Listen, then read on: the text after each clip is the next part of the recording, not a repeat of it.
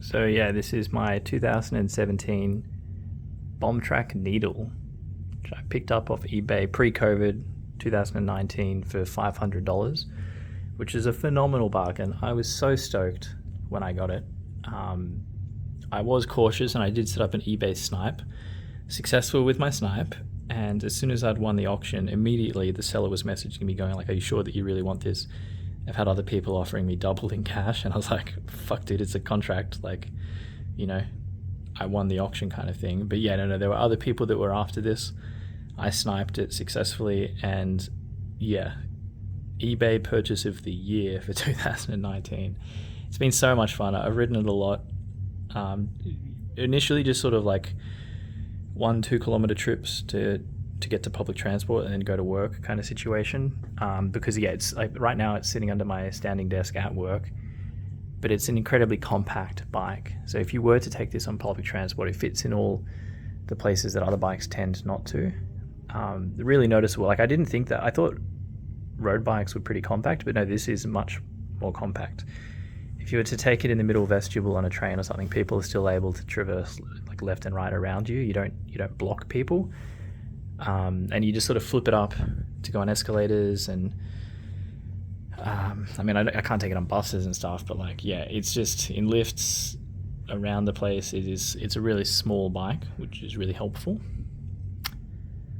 And yeah, no, now I've started doing proper rides with it. So like the last 14 days, I've become the local legend on like every fucking Strava thingo, because I've just done the same ride every time. So I've been doing like 65k rides last 14 days on this. And yeah, it is such a fun bike to ride. So ignoring aero road bikes, in terms of how fast it is, it keeps up to speed with everything else. But then how nimble it is so agile and so nimble. Like if you have the core strength, you can just maintain and hold your line, or you can pick exactly where you want to go and just go there kind of thing. Like it is so agile and nimble, and I can't either overstate, understate, or repeat it enough. Like it is, I get why they call it a needle, because you just thread the needle. It is so good. So yeah, I think the guy that designed it had also designed the geometry for the Netherlands Olympic track bikes a couple of Olympics ago. So yeah, I think it's got like the same sort of shit. And yeah, it's so good. But initially when I first started riding, like if you were to pump the brakes, the way your rider positioning is, you'd essentially, I never did catapult myself over, but it is if you were going to go completely over the handlebars, if you were to, without thinking about it, just pump the brakes, like you would just get thrown over kind of situation. So, but I guess that's just a testament to how good the brakes are. But yeah, no, it's crazy fun. You really do thread the needle. It's so fast, agile, nimble, and everything. Like, it's such a shame that they don't make this anymore. Because, I mean, if they made this with gears, I would sell every other bike I had and just have that bike. Like this bike with gears, oh boy. Like I've gone down the road of like, if you want custom frames, just copy paste the geometry of this thing and then you get a completely custom road bike. Like I'm actually thinking of doing that eventually, because of just how good this bike is. But enough about that. How it's set up. So I've got H Plus Sun, everything by the way except the pedals and the saddle, pardon me, were part of that $500 thingo that I mentioned. So it really was bargain of the century. But yeah, so I got H Plus Sun rims with downhill spokes. I'm not going to do the count, but I'm going to guess it's like 36 spokes. So downhill spokes.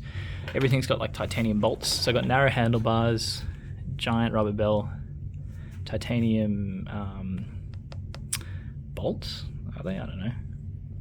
Pretty cool sticker. I like it. It's a Rhino. And then I got the token because it can be set up as a fix if I flip the hub, but this is single speed road configuration at the moment. So with brakes, TRP brakes, by the way, work phenomenally well. TRP, no integrated shifters with the gears and everything, like just the brake, which is really nice and ergonomic. Extra handlebar tape up the top here that is just really comfortable. And yeah, I don't spend all the time here. I also ride down here too, but carbon fork, Columbus steel. It's underneath my work desk at the moment. Yeah, again, it's really tiny, compact. This is underneath my standing desk at work, so I never sit down.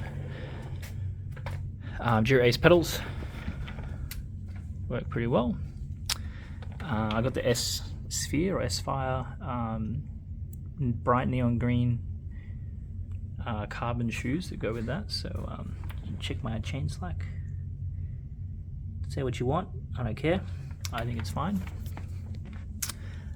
Yeah, pretty good cranks. These are the popular cranks. I don't know if they make these anymore again, but I think people have moved on to other ones. But these used to be the trendy pick for hipsters and all that.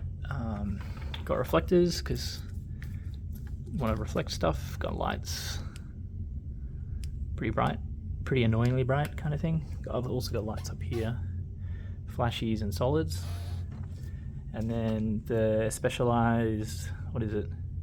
Power saddle copy from Shimano, the Pro Stealth, which had no problems with, works for me. And as I said, I've been riding like 60, 65 Ks last 14 days every day. So no comfort issues with that.